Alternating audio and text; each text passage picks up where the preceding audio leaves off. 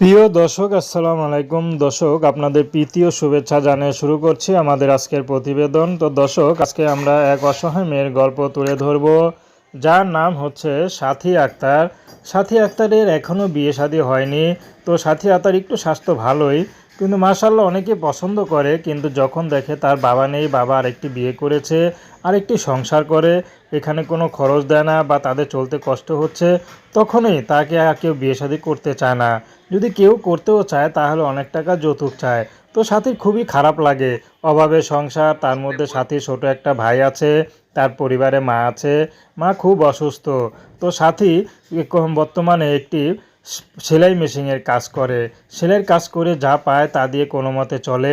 মাঝে মধ্যে এমব্রয়ডারি কাজ করে, মানে যখন যেটা পায়, কাপড়ে সেলাই করা, বোরকার পুঁতি লাগানো, এইসব কাজ করে যা পায় কোনো মতে সংসারটা ধরে রেখেছে। তো বর্তমানে সাথীর বিয়ের বয়স হয়েছে, বিয়ে শাদী করতে হবে। সাথীও চিন্তা করে বা তার বান্ধবীরাও বলে বিয়ে করিস না কেন, কিন্তু সাথী তো পুরোপুরি প্রস্তুত, কিন্তু তাকে কে বিয়ে করবে?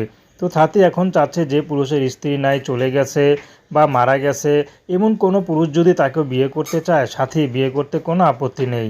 তো দর্শক, এই ছিল সাথীর জীবনের সংক্ষিপ্ত জীবন কাহিনী। তো প্রেম, ভালোবাসা, সাহায্য সহযোগিতা, বিয়ে শাদী করা একান্ত আপনাদের ব্যক্তিগত ব্যাপার। আসুন আমরা ৫ ওয়াক্ত নামাজ পড়ি, সর্বদাই দেশের সেবা করি। আসসালামু আলাইকুম ওয়া রাহমাতুল্লাহি ওয়া